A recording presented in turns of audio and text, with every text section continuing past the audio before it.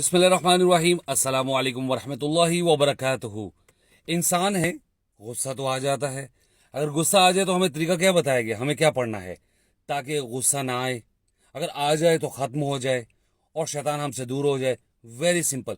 जब भी आपको गुस्सा है तो आप क्या पढ़ेंगे, आऊज़ु बिल्लाहि मिनश शैतानिर रजीम। आप अल्लाह ताला से पनाह मांगेंगे, शैतान मरदूस से आप अल्लाह की पनाह मांगेंगे। ठीक हो गया जी। Very simple. जब भी आपको गुस्सा है आप ये पढ़ लिया करें। अगर कोई आपके सामने आपस में दो बंदे लड़ रहे हैं, वो आपस में बहुत ज्यादा गुस्से में हैं, तो आप पढ़ दिया करें औज़ बिल्लाहि मिनश शैतानिर रजीम, पढ़ के फूंक दिया करें उन पर।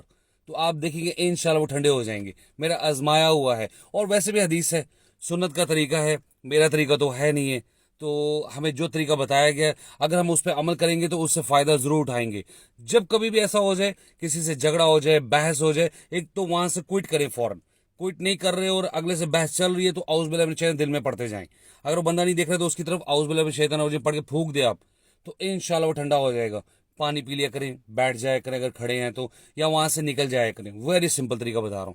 ठीक हो गया जी। उम्मीद करता हूँ कि आप इस बात को याद रखेंगे। गुस्सा आ जाता है, इंसान है, कोई किसी बात पे भी आ सकता है, और किसी परेशानी की वजह से बंदा होता है, कोई मजबूरी होती है, कोई टेंशन है, कोई डिप्रेशन में है, किसी बात को पसंद नहीं आई, गुस्सा हो गया। वेरी सिंपल, आउज़ बिल्लाहि मिनश शैतानिर रजीम। ठीक हो गया। Thank you very much. Allah हाफिज़।